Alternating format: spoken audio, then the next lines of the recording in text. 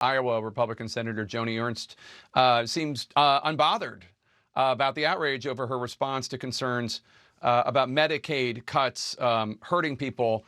This happened during a town hall on Friday. I want you to take a listen to what Ernst originally said, and after an attendee shouted, "People will die," in response to talking about Medicaid cuts, and then what she posted on social media as a response to the outrage. Let's roll that tape. People are not, well, we all are going to die.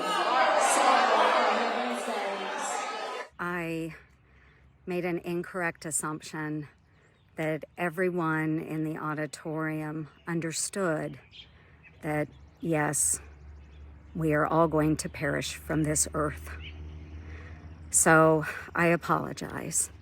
And I'm really, really glad that I did not have to bring up the subject of the tooth fairy as well.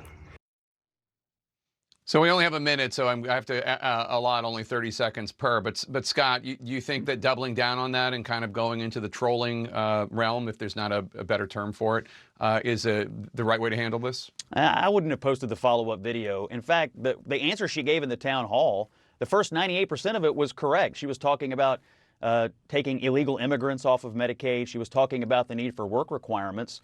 And she was talking about the need to basically protect the program for people who need it from the people who are scamming it. I mean, that is the correct message. She had it right. She had it right in the town hall meeting, and then she deviated at the end. I wouldn't have posted the follow-up video myself, but I think the Republicans can actually win this debate. Getting illegals off of Medicaid and getting people up off of grandma's couch, able-bodied, working-aged men, that's where we need to be, and that's exactly what the bill is doing. David, what do you think? I mean, that's how I would cast. That's how I would cast if I were them. I think it was. I think Scott's right. She said what she said at the end of a longer answer, and probably could have gotten away with that. But putting up that that spot the next day, because people will be affected when you take 7, 8, 9 million people off of Medicaid. There will be people who will die. There will be people who are affected, and it was really insensitive of her to put that video up, and politically stupid. All right, Scott Jennings, David Axelrod, thanks to both of you. Really appreciate it. A central flashpoint in the big, beautiful bill has been the impact on Medicaid. As Americans have voiced their concerns about the bill in town halls across the country, remember, senators are back home for the Memorial Day recess. Republican Senator Joni Ernst of Iowa at one point responded this way to a constituent. Take a look. People are not, well, we all are going to die. Well, that fact check true. We are all going to die. But of course, she got some blowback for having that be her response to a constituent. We're just going to show you what her apology looked like. It's worth noting, you can probably see it if you look carefully in the background. She is taping this from a cemetery. I made an incorrect assumption that everyone in the auditorium understood that, yes, we are all going to perish from this earth. So I apologize. And I'm really, really glad that I did not have to bring up the subject of the tooth fairy as well. Okay, our panel is back. Mark Short, I have to say, I can use sarcasm along with the best of them, but like, yeesh. Look, Joni's a great senator. She's going to be fine politically. But I think Republican in the messaging here, we have to talk about the fact that 10 years ago, there were 50 million people on Medicaid. Today, we're at 78, 79 million people. It is unsustainable. And people on Medicaid are not getting the best health. What the Republican plan does is simply to say that those who are able-bodied should be working. That is something that a vast majority of Americans agree with. If you say, do you support Medicaid cuts? The vast majority disagree with that. If you say simply, should people who are able and physically able to work be required to work, or at least seeking a job, the vast majority of people agree with that. And that's what Republicans should be talking about. I mean, one of the problems here, though, is that you have members like Josh Hawley, hardly known as a liberal or a moderate, saying that actually this bill is deeply problematic because of what it does to Medicaid. Sure. But Josh Hawley's changed a lot. He's become a very big government Republican these days who supported vast new regulations and vast new government programs. Mark, I mean, I appreciate this because, you know, obviously you're our card-carrying member Republican on the panel, But this did not used to be an issue where if you said the Republican plan is this and it's to cut, yes, you would be speaking for everybody, but like you're not in the Republican Party, right? Like that's what this fight is about. There are many Republicans who think that the Medicaid cuts go too deep. Absolutely, I think that's true. I mean, I'm sitting here thinking there was 53 senators when we passed this bill in 2017. We really had 51 because John McCain was ill. We would have loved to have had the sort of the flexibility of 53, but there are more divisions in our party now, And the which makes it message harder. certainly can't be Joni Ernst's message, which is like, hey, you're going to die anyway. No, agreed. Why not sooner rather than later? That's not a winning But we message should for be talking Republicans. about able-bodied people being allowed to work. That should be the messaging for the Republicans, as opposed to falling into Democrat talking points about cuts. I mean, so Mo, you've been a political consultant. Would you have advised Joni Ernst to do that? Nope.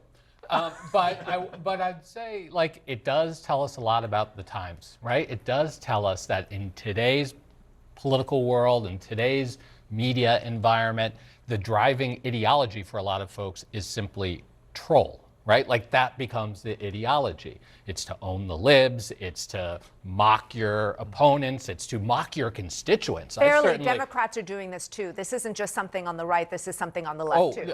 And like I said, a sign of the times. We are in an era now where, because of the clicks, because of the media attention, trolling your constituents. When you and I were coming up in the business, they were the last people you would mock, or your constituents. Here's where we are now. Yeah, so I think another thing that's changed is that it used to be that if you were in favor of more generous entitlements, generous Medicaid benefits, whatever, and a Republican, it meant you were Susan Collins, a squishy, moderate kind of person. But because of the changing nature of the demographics of the Trump coalition, you now get hardcore cultural right-wingers who have the politics of squishy rhino Republicans and Democrats. So Josh Hawley is a right-wing big government guy now, and that makes sense for him given the demographics of the coalition that he's going for. And that's who Donald Trump is. Remember, Donald Trump yelled at the GOP caucus saying, don't F around with Medicare. But the problem with Donald Trump is that he encompasses all these complexities, right? On the one hand, he's a populist who is talking about big government. On the other hand, he is a sort of, let's cut taxes and help wealthy people and everyone else. So it's a complicated picture. The administration was trying to raise the top tax rate here. The J.D. Vance, Josh Hawley part was looking to propose an increase in the top tax rate. That is the biggest difference between Trump 1.0 and Trump 2.0. The first administration was conservative in policy. This one is decidedly populist. Right. I mean, the problem with today's politics for the Republican Party, and to some extent the Democratic Party, 10 years ago, your earlier frame would have been the dominant one. When our politics was defined by left versus right, what is the appropriate size and scope of government? But that's not where we're at now, right? Our politics today is more front versus back. People who feel like they're stuck at the back of the line versus everyone in front of them. It's class. It's class. It's populist on both the left and the right. And so it is a very difficult place, I would think, heading into midterms, for Republicans to be out there owning cuts to these programs that are going to hurt the people who feel like they are stuck at the back of the line, especially since most of them are coming in their states. Joni Ernst might be fine. You're probably right. But this is now becoming, I think, a problem for the party writ large. And don't get me wrong, we're struggling with it too in the Democratic Party. But I think that's why people like Josh Hawley are making so much noise, because they get it. The whole size of government question I agree with your whole premise, but I think their solution is wrong. They think that, as Jonah said, that the Trump coalition was born on economic issues. I think it was on cultural issues. They look at it and say, hey, he won all these blue-collar voters, so we need to adopt the labor union economics of the Democrat Party. And I just think that's mistaken.